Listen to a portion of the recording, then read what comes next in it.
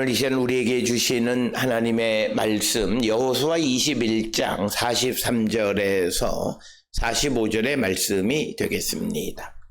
여호수아 21장 43절로 45절에 있는 말씀 한 목소리로 합독하시겠습니다.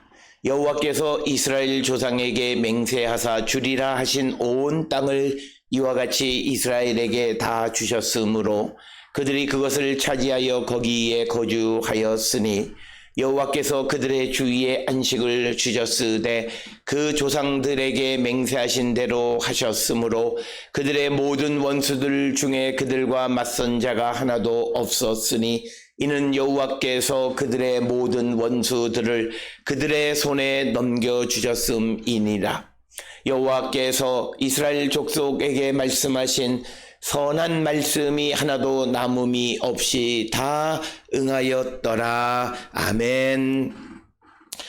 오늘 우리가 함께 읽은 여호수아 21장 43절로부터 45절에 있는 말씀은 이제 여호수아 13장으로부터 시작하는 이스라엘 백성들이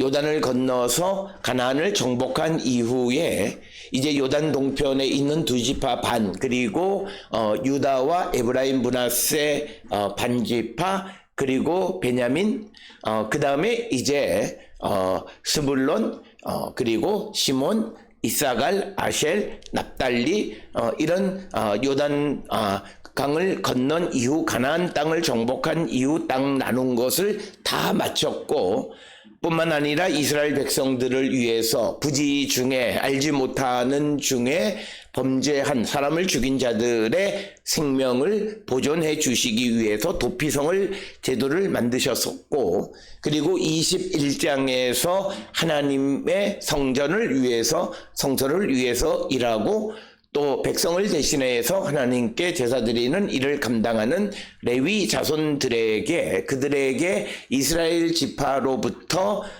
평균적으로 4성읍씩 받아서 48성읍을 그들에게 나누어 주는 일을 마친 다음 오늘 주시는 43절로부터 45절에 있는 말씀은 이 땅을 정복하고 분배하는 일을 마치는 것에 대한 신학적 해석이, 신앙적 고백이 오늘 주시는 43절로부터 45절의 말씀이 되겠습니다.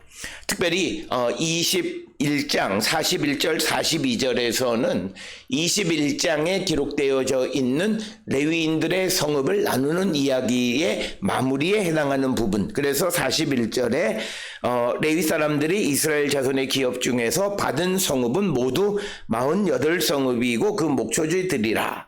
이 성읍의 주위에 목초지가 있었고 모든 성읍은 다 그러하였더라 해서 41절 42절에서 레위인들의 성읍을 나누어주는 이야기를 마무리한 다음에 오늘 주시는 43절로부터 이제 45절까지에 있는 말씀은 짧은 말씀이지만 하나님께서 이제 이스라엘 조상들에게 맹세하신 것을 이루어 주신 것이다, 그것을 말하고 있습니다. 특별히 오늘 주시는 43절에서 이스라엘의 그 조상들에게 맹세하사 주리라 하신 온 땅, 그러면 하나님께서 이스라엘의 조상들에게 주겠다고 맹세하신 이야기는 창세기 13장 15절에 하나님께서 아브라함에게 13장 15절에 보이는 땅을 내가 너와 내 자손에게 주리니 영원히 이르리라, 이런 말씀이 있었고, 뿐만 아니라 창세기 15장 18절에서 그날에 여호와께서 아브람과 더불어 언약을 세워 이르시되 내가 이 땅을 애국강에서부터 그 큰 강 유브라데까지 내 자손에게 주노니, 그래서 하나님께서 이스라엘의 조상 특히 아브람에게 그 땅을 주겠다고 약속하셨고, 또 창세기 26장 3절에도 이 땅에 거류하면 내가 너와 함께 있어 내게 복을 주고 내가 이 모든 땅을 너와 내 자손에게 주리라. 내가 너의 아버지 아브라함에게 맹세한 것을 이루어. 그래서 아브라함 다음에 이삭에게도 그 약속을 주셨고, 또 창세기 28장 4절에 의하면 아브라함에게 허락하신 복을 내게 주시되 너와 함께 내 자손에게도 주사 하나님이 아브라함에게 주신 땅 곧 내가 거류하는 땅을 내가 차지하게 하시기를 원하노라. 그래서 아브라함에게 뿐만 아니라 이삭에게도 그 약속을 이루어 주셨고, 그래서 또 창세기 28장 13절에 또 본즉 여호와께서 그 위에 서서 이르시되 나는 여호와니 너의 조부 아브라함의 하나님이요 이삭의 하나님이라. 내가 누워 있는 땅을 내가 너와 내 자손에게 주리니. 그래서 야곱에게도, 그래서 오늘 주시는 이스라엘의 조상은 아브라함, 이삭, 야곱에게 맹세해서 주리라 하신 온 땅, 가나안 땅을 다 하나님께서 이스라엘에게 주셨다라고 하는 것이 오늘 주시는 본문의 말씀이 되겠습니다. 따라서 오늘 주시는 본문의 말씀에서 특히 43절에서 우리에게 강조하는 것은 하나님의 약속은 그것이 몇 대를 흘러 지나간 후에도 반드시 하나님은 그것을 성취하고 이루어 주시는 분이시다. 즉 이것은 하나님은 신실하신 분이시다라고 하는 겁니다. 그렇기 때문에 오늘 내가 하나님의 은혜 가운데 살아가고 하나님의 복을 받는 것이 물론 내가 하나님 앞에 복받을 만한, 하나님 앞에 예수 그리스도 안에서 변화받은 새로운 심령이 되어졌기 때문일 뿐만 아니라 내가 잘 알지 못하는 내 조상들이 예수 그리스도를 믿고 하나님의 약속을 받은 그 약속이 내게 이루어진 것임을 우리가 분명히 깨닫고, 특별히 오늘 주시는 이 본문의 말씀에서 하나님께서 이스라엘의 조상에게 맹세하신 땅을 너희들에게 주었다라고 말씀하시는 것은 오늘 이 땅을 살아가는 이스라엘 사람들이 하나님께로부터 약속, 하나님으로부터 맹세함을 받을 수 있는 자가 되어야 함을 강조하는 것입니다. 바로 그것이 다음 세대 후손들을 위해서 오늘 이 땅을 살고 있는 자들이 해야 할 삶의 모습임을 강조하고 있습니다. 따라서 오늘 우리가 이 땅을 살아가는 우리가 무엇보다도 우리에게 중요한 것은 내가 우리의 후손들을 위해서 내가 해야 되는 것은 오늘 내가 하나님의 약속을 받을 만한 우리가 믿음을 잘 갖고 살아가는, 그래서 내가 예수 그리스도를 믿고 그리고 성령 안에서 우리가 영원한 하나님 나라를 소망하며 살아가는 그 영원한 약속을 내가 받고 그 약속을 꿈꾸며 살아갈 때, 그래서 우리의 후손들도 그 약속을 성취받는 그런 자들이 되기 위해서 우리가 애써야 한다라고 하는 겁니다. 그래서 기독교는 항상 오늘 주시는 본문의 말씀처럼 약속을 후대 시대에 성취하시는 그런 약속과 성취라고 하는 그 큰 프레임 안에서 신앙이 흘러가고 있다라고 하는 겁니다. 오늘 주시는 여호수아서는 그것을 보여주는 것입니다. 오늘 이스라엘 백성들이 이 여리고를 건너서 그래서 가나안을 정복하고 땅을 나누는, 그리고 레위 인들을 위한 성읍과 도피성을 만드는 그런 제도를 완비한 이 모든 것들은 그들이 그런 은혜를 받을 만한 자격이 있을 뿐만 아니라 이것은 하나님께서 그 이스라엘 조상들에게 약속하신 것을 이루어 주신 것이다 라고 하는 것을 강조하고 있다라고 하는 사실을 잊어서는 안 됩니다. 그래서 이것을 강조하는 것은 하나님은 신실하신 분이시다. 하나님은 약속하신 것은 몇 대가 지나더라도 반드시 이루시는 분임을 강조하는 것이 바로 오늘 주시는 43절에 조상에게 맹세하여서 주겠다고 하신 온 땅을 이스라엘에게 다 주셔서 이스라엘이 그것을 차지하여 거기에 거주하게 하셨다라고 하는 겁니다. 따라서 우리는 이 땅을 살아가면서 하나님 로부터 언약의 백성, 그래서 내 안에 하나님이 내게 주시는 약속을 우리가 간직하고 살아갈 때 그 소망이 우리의 후손들에게도, 내가 알지 못하는 그 다음 세대에게도 그것이 이루어진다라고 하는 것.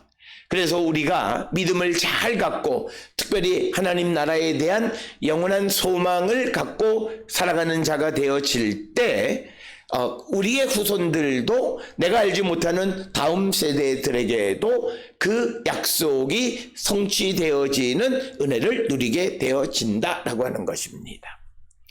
그래서 우리는 항상 미래에 대한 꿈을 가지고 살아가는 자가 되어야 한다. 우리 기독교 신앙이라고 하는 것은 현실적인 것에만 머무는 것이 아니라, 특별히 이 기독교 신앙의 매우 특이한 것 중 하나는, 이 기독교 신앙이라고 하는 것은 미래지향적인 신앙이다라고 하는 겁니다. 그래서 내가 지금 머물러 있고 지금의 것으로 무엇을 판단하는 것이 아니라, 지금이 아니라 다음 세대에 우리에게 이루어 주시는 하나님의 은혜를 바라보며 살아가는 자들, 그것이 어느 미래의 어떤 시대에 이루어짐을 확신하며 살아가는, 이것이 우리의 신앙이 되어야 한다라고 하는 것을 우리에게 가르쳐 주시는 말씀이 되겠습니다. 따라서 이처럼 하나님께서 약속의 성취로 그 땅을 주셨기 때문에, 하나님께서 언약의 성취로 주신 것은 우리에게 항상 안식을 준다라고 하는 것입니다. 특별히 오늘 주시는 43절 44절에 여호와께서 이스라엘 조상에게 맹세하여 주리라 한 온 땅을 이스라엘에게 주셔서 이스라엘이 그것을 차지하여 거기에 거주하게 되니까 44절에 여호와께서 그들의 주위에 안식을 주셨다라고 하는 겁니다. 그리고 44절 맨 끝에 보면 여호와께서 그들의 모든 원수들을 그들의 손에 넘겨주셨다라고 하는 것입니다. 따라서 오늘 주시는 본문에서 우리에게 매우 중요한 것은, 하나님의 약속으로 우리에게 주어진 하나님의 은혜와 복은 우리에게 안식, 평화를 주는 것이지 이것이 우리에게 어떤 갈등이나 분쟁을 주는 것은 아니다라고 하는 것입니다. 왜냐하면 하나님께서 그것을 주심으로 말미암아 그것을 주실 때에 이스라엘 백성과 맞설 수 있는 자가 하나도 없게 다 정리해서 주신, 그래서 하나님의 약속의 성취는 온전한 것이다 라고 하는 것을 우리에게 보여주는 것이 오늘 주시는 44절의 말씀입니다. 특별히 우리가 성경을 통해서 보면 이처럼 하나님께서 이스라엘 백성들을 가나안 땅에 들어가게 하신 후에 그 땅을 온전히 점령하게 하고, 그래서 그 안에서 안식을 누리게 한다라고 하는 내용들은 많이 기록되어 있습니다. 특별히 여호수아 11장 23절에 이와 같이 여호와께서 모세에게 말씀하신 대로 그 온 땅을 점령하여 이스라엘 지파의 구분에 따라 기업으로 주매 그 땅의 전쟁이 그쳤더라. 그래서 그 땅의 전쟁이 그쳤다는 것은 그 땅에서 평화를 누렸다라고 하는 것을 강조하고 있고, 특별히 여호수아 2장 24절에 여호수아에게 이르되 진실로 여호와께서 그 온 땅을 우리 손에 주셨으므로 그 땅의 모든 주민이 우리 앞에서 간담이 녹더이다 하더라. 그래서 하나님께서 이스라엘 백성들에게 주신 땅에 이스라엘이 거주할 때에 그 주변에 있는 그 대적들이 이스라엘에게 맞설 수 없는, 맞서는 자가 하나도 없게 되어진 이유는 그들의 간담이 녹았기, 그들이 완전히 의욕을 상실했다라고 하는 겁니다. 이런 표현은 신명기 7장 24절에서도 그들의 왕들을 내 손에 넘기시리니 너는 그들의 이름을 천하에서 제하여 버리라. 너를 당할 자가 없이 내게 마침내 그들을 진멸하리라. 그래서 하나님께서 그 이스라엘에게 땅만 주신 것이 아니라 그 주변에 있는 모든 원수들의 간담을 서늘하게 했을 뿐만 아니라 그들을 완전히 정복하게 하셨다라고 하는 겁니다. 그러므로 말미암아 이스라엘을 당할 자가 없다. 그들과 맞서는 자가 하나도 없다. 하나님이 주시는 것은 항상 이런 것이다 라고 하는 거예요. 이런 표현도 우리가 여호수아 10장 8절에 그때 여호와께서 여호수아에게 이르시되 그들을 두려워하지 말라. 내가 그들을 내 손에 넘겨주었으니 그들 중에서 한 사람도 너를 당할 자 없으리라. 그리고 또 여호수아 23장 9절에서 이는 여호와께서 강대한 나라들을 너의 앞에서 쫓아내셨으므로 오늘까지 너희에게 맞선 자가 하나도 없었느니라. 그래서 하나님께서는 하나님이 약속의 성취로 주신 것은 그것을 누리고 살아갈 때 두려움 없는 삶을 살아가는 것은 하나님께서 그것을 통해서 우리에게 이스라엘에게 평화를 주시기 때문이다. 오늘 주시는 본문의 말씀에서 우리는 세상을 두려워하거나 또는 우리가 어떤 주의 사명을 감당할 때 그 일을 두려워하는 자가 되면 안 됩니다. 오늘 주시는 약속은 우리에게 하나님이 사명을 주시고 그래서 그 일을 이루게 하시고 그 명령을 주셔서 그 명령을 따라 우리가 살아갈 때에 하나님이 우리에게 그 일을 이루게 도와주시고 사명을 이루게 도와주시게 되면 내가 두려움 없이 살아가는 자가 되도록 모든 주변의 환경을 정리정돈해 주시는 분이시다라고 하는 겁니다. 그러나 여기서 우리가 중요한 것은 이처럼 우리에게 무엇을 주셨을 때 우리가 하나님의 말씀에 순종하는 자가 되어야지 만약 우리가 교만한 마음을 갖는 자가 되면 안 된다라고 하는 것을 우리는 꼭 기억하셔야 되겠습니다. 그래서 우리가 이 땅을 살아갈 때마다 우리에게 주어진 어떤 사명을 감당할 때 우리가 두려움 없는 삶을 우리가 살아가는 자가 되어야 한다라고 하는 것을 우리는 꼭 기억을 하시고 우리는 담대하게 우리에게 주어진 하나님의 약속이 반드시 이루어짐을 믿고 조금도 두려워하지 않는 자가 되어야 한다라고 하는 거예요. 그래서 오늘 주시는 본문의 44절의 말씀, 하나님께서 약속의 성취로 주신 가나안에 거주할 때 그들이 안식을 누리고 살아가게 된다라고 하는 것입니다. 여기까지 지금 가나안에 들어갈 때까지 가서 땅을 분배받을 때까지는 이겁니다. 그런데 여기에서 매우 중요한 것은 이렇게 하나님이 주신 곳에 들어가 살아갈 때 그들이 어떻게 살아야 하는가라고 하는 것입니다. 그것은 우리가 신명기 12장 7절 이하 특히 10절에 보게 되면 이렇게 기록되어 있어. 너희가 요단을 건너 너희 하나님 여호와께서 너희에게 기업으로 주시는 땅에 거주하게 될 때 또는 여호와께서 너희에게 너희 주위의 모든 대적을 이기게 하시고 너희에게 안식을 주사 너희를 평안히 거주하게 하실 때에, 즉 오늘 주시는 말씀과 똑같아요. 44절처럼 맞서는 자가 하나 없고 그 주위에서 안식을 누리고 평화를 누리고 살아가게 되어졌을 때에 이때 이스라엘이 어떻게 해야 하는가라고 하는 거예요. 그때 이스라엘은 하나님을 기억하는, 그 하나님을 기억한다는 것은 하나님에게 예배하기를 즐겨하는 자가 되어야 한다라고 하는 거예요. 오늘 우리가 살고 있는 이 시대에 우리에게 있어서 점점 더 우리가 소멸되어 가는 것 중 하나는 예배하기를 즐겨하지 않는 거예요. 기독교는 하나님을 기억하는 종교예요. 하나님을 기억하는 방법은 예배하는 거예요. 특별히 우리가 일상을 바쁘게 살아갈 때 하나님을 기억하는 자는 별로 없어요. 그렇기 때문에 아무리 바쁜 시간 중에서도 내가 하나님 앞에 예배하기를 즐겨하는 자가 되어야 한다는 거예요. 그래서 신명기 12장 11절에 너희는 너희 하나님 여호와께서 자기 이름을 두시려고 택하실 그곳으로 내가 명령하는 것을 모두 가지고 갈지니, 그래서 우리가 너희의 번제, 너희의 시생, 너희의 11조, 너희의 거제, 너희가 여호와께 서원하는 모든 아름다운 서원물을 가지고 가서 너희와 너희의 자녀와 노비와 함께 너희의 하나님 여호와 앞에서 즐거워할 것이요 내 성중에 있는 레위인과도 그리할지니 레위인은 너희 중에 분깃이나 기업이 없음이니라. 그래서 우리가 이런 하나님이 주시는 안식 속에서 우리가 살아갈 때 꼭 기억하시는 것은 하나님을 기억하고 하나님 앞에 감사, 그래서 즐거움에 예배하기를 즐겨하는 자가 되라는 거예요.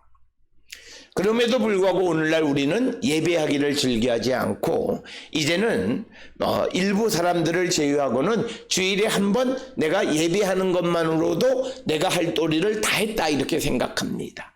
즉 하나님을 기억하지 못하고 베풀어 주신 은혜를 감사하지 못하고 그래서 우리에게 기쁨이 없는 거예요. 즉 하나님이 내게 베풀어 주신 은혜를 기억하고 감사함으로 말미암아 내가 또 지금 상황이 어떠하든지 간에 하나님이 내게 주시는 약속을 갖고 소망 속에 살아가는 거예요. 이게 신앙의 원리예요. 그런데 우리가 예배하기를 즐겨하지 않아요. 그러니까 현실의 팍팍함 속에서 좌절과 절망 속에서 불안함 속에서 근심 속에 살아갈 수밖에 없어요. 그들의 그런 삶의 원인은 다른 것이 아니라 하나님을 기억하지 않아요. 하나님을 기억하지 않는 이유는 여러 가지 이유로 하나님 앞에 예배하기를 즐겨하지 않아요. 우리가 하나님을 기억하는 가장 좋은 방법은 하나님 앞에 예배하는 것입니다. 그래서 우리가 기독교 신앙인은 예배하는 공동체예요. 그렇기 때문에 우리가 늘 가정에서 하나님 앞에 제단을 쌓거나 그리고 또 날마다 하나님 앞에 새벽에 제단을 쌓거나 또는 날마다 하나님 앞에 가정 예배의 제단을 쌓거나 또 그리고 때때마다 하나님 앞에 예배하기를 즐겨하는 자가 되어지면 그는 마음의 기쁨이 넘쳐요. 왜 그 기쁨이 넘치냐면 현실 속에서가 아니라 하나님의 소망 가운데에서 약속이 그에게 있고 약속 가운데 미래를 소망하는 자가 된다라고 하는 것입니다. 특별히 오늘 우리가 살고 있는 이 시대에 많은 이들이 특히 그 연세가 많이 든 사람들이 희망을 잃어버리고 삶에 기쁨이 없는 가장 큰 이유 중은 그들이 형식적으로 하나님 앞에 나오기는 하지만 그러나 점점 더 연로해짐으로 말미암아 하나님 앞에 나오기를 게을리하게 되어짐으로 그리고 예배의 정성이 사그러짐에 따라서 그 마음 속에 희망이 사그라져요. 우리에게 희망이 없어지는 것은 나의 경제적 능력이나 생산성에 달려있는 것이 아니라 내 안에 계시는 주님의 약속이 있느냐 없느냐예요. 오늘 주시는 본문의 말씀처럼 하나님께서 조상들에게 맹세하신 그 소망의 약속이 내 안에 있으면 그 약속이 내게 이루어짐을 갈망하고 그것을 기다리는 기쁨 속에 살아간다는 거예요. 그러나 오늘 우리가 살고 있는 이 시대에 우리가 환경에 의해서 좌절하고 절망하고 희망을 잃어버리는 자들이 너무나 많다 이런 이야기를 하는 그 이유는 우리의 마음속에 예수 그리스도를 심어주지 못했고 주님이 우리에게 주신 영원한 소망이 그에게 없기 때문이에요. 간단해요. 믿음에서는 대답이 그거예요. 아무리 좌절과 절망의 상황 속에서도 주님이 내 안에 계시면 우리는 기쁨을 누리며 살아가는 거예요. 그래서 우리가 신앙이 내 환경에 의해서 좋은 일이 있을래 헤헤 호호 하는 것, 그러나 좌절과 절망 속에서 찌그러지고 좌절 속에서 염려하고 근심하는 삶은 그건 사실 믿음 아니에요. 그건 믿음이 아니라고. 누구나 다 그래요. 이방인도 그래요. 이방인도 좋은 일이 있을 때 기뻐하고 즐거워해요. 그러나 좌절과 절망의 상황 속에서는 아무것도 할 수 없고 염려하고 근심하고 마음에 집중이 안 돼 자신에게 주어진 일을 잘 감당하지 못하는 것, 믿음이 없기 때문이에요. 따라서 오늘 주시는 본문의 말씀을 통해서 우리에게 하나님께서 이런 안식을 주시고 우리에게 약속을 이루어 주시는 분일 때 우리는 그 약속이 내게 이루어짐을 기억하고 하나님에게 감사하는 삶을 살아가는데 그 하나님 앞에 감사하는 삶은 하나님 앞에 나오는 것입니다. 그래서 신명기 12장 11절에서는 자기 이름을 두려고 택하실 그곳으로 오라고 하는 거예요. 하나님 앞에 나오라는 거예요. 하나님 앞에 나오라는 것은 예배의 현장에 오라는 거예요. 따라서 우리가 희망의 삶을 살아가기 위해서는요, 개인에게 예배가 회복되어져야 돼요. 가정에 예배가 회복되어져야 해요. 그래야 그 가정이 보이지 않게 하나가 되어지고 희망을 찾아가는 놀라운 역사가 일어나게 되어진다라고 하는 것입니다. 따라서 오늘 우리가 살고 있는 이 시대에 어떻게 희망을, 이것은 개인과 가정과 공동체의 예배가 회복되어져야 돼요. 그러면 희망은 살아나게 되어 있어요. 그래서 오늘 주시는 본문의 말씀에서 약속 맹세하신 것을 이루어 주시고, 그것을 이루어 주실 때는 평안한 안식을 주셨고 주변의 모든 대적들을 이스라엘에게 넘겨주셨는데, 이것이 영원히 지속되기 위해서는 하나님을 기억하고 하나님 앞에 나와 감사하고 기뻐하는 자가 되어야 한다. 그럴 때 이것이 지속되어져요. 그러나 이스라엘도 이제 이후 역사 속에서 그렇지 못했기 때문에 그들의 신앙과 삶에는 큰 위기가 있었음을 우리는 알 수 있습니다. 그러면서 오늘 주시는 본문 45절은 결론에 해당하는 거예요. 하나님께, 여호와께서 이스라엘 족속에게 말씀하신 선한 말씀이 하나도 남음이 없이 다 응하였더라. 그래서 오늘 주시는 본문을 통해 우리에게 강조하는 것은 하나님의 약속은 반드시 이루어진다, 응한다라고 하는 겁니다. 모두가 성취된다라고 하는 뜻입니다. 그런데 여기에 중요한 것은 선하신 말씀, 좋은 말씀. 그러니까 여기에서 우리가 어떤 고백이 있어야 되냐면, 하나님이 내게 하신 말씀은 다 좋은 말씀, 선한 말씀이라고 하는 믿음이 있어야 돼요. 그럴 때 우리에게 열매를 맺어요. 우리가 씨 뿌리는 자의 비유에서 복음의 씨앗이 우리에게 뿌려졌어도 그것을 받아들이는 사람의 마음의 상태가 문제예요. 돌짝밭이나 또는 길가나 이런 숯불, 덤불 가운데 떨어지거나 이런 것들에서 중요한 것은 말씀은 변화가 없어요. 그런데 이 말씀이 어떻다고 내가 고백하느냐, 그 말씀이 선하다고 고백할 때 그것은 이루어지는 거예요. 그 말씀이 내게 선하다고 생각하지 않으면 하나님의 말씀의 능력은 내게 나타나지 않아요.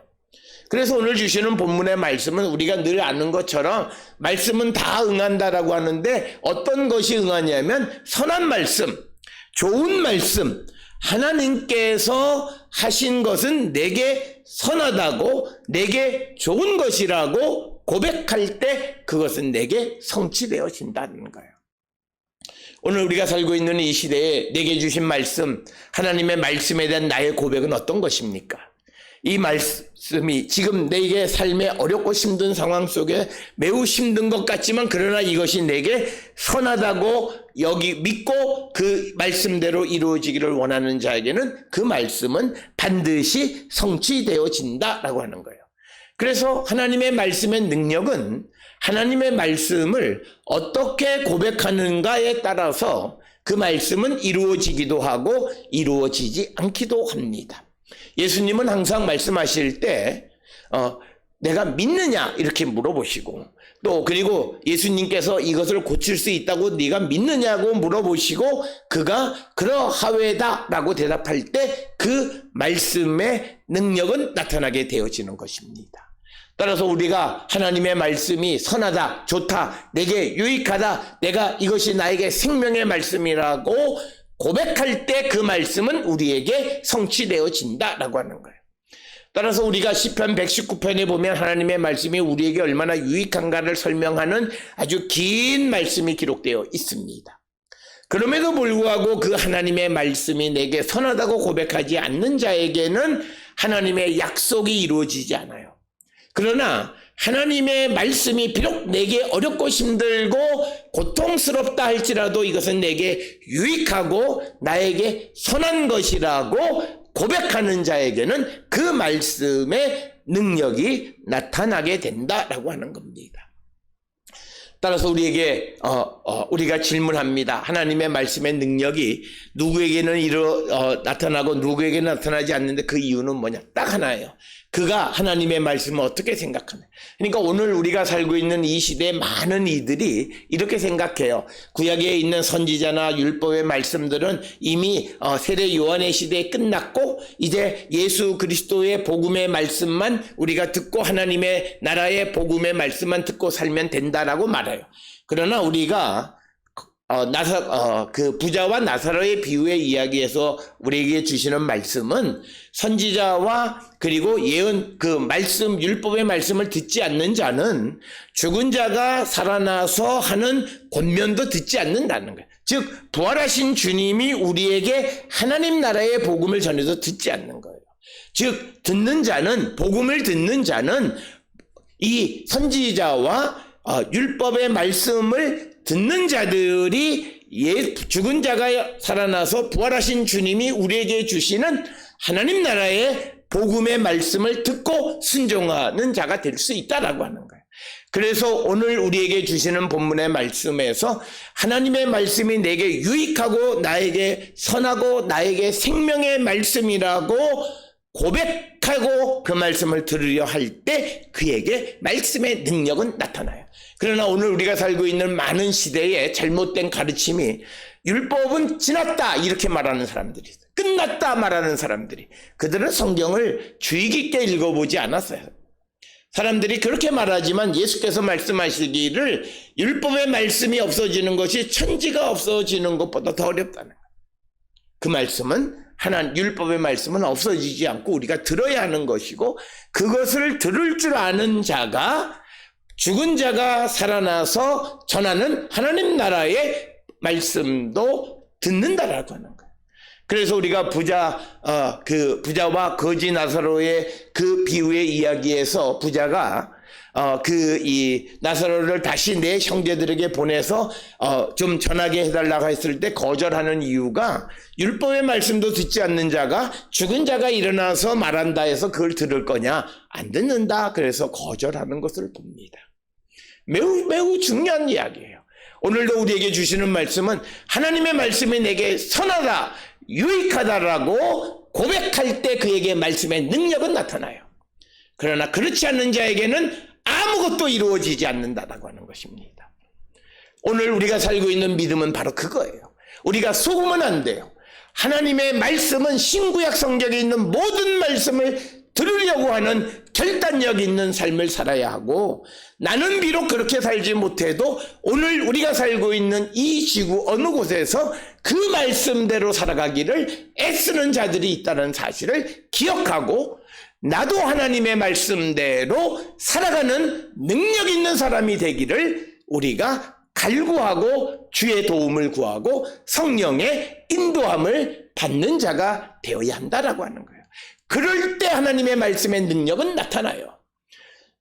그래서 우리가 살고 있는 이 세상 속에서 우리 성도들의 삶에는 말씀의 능력이 다 나타나요. 그 능력이 나타나는 이유는 뭐냐면 말씀대로 되어질 줄을 믿어요.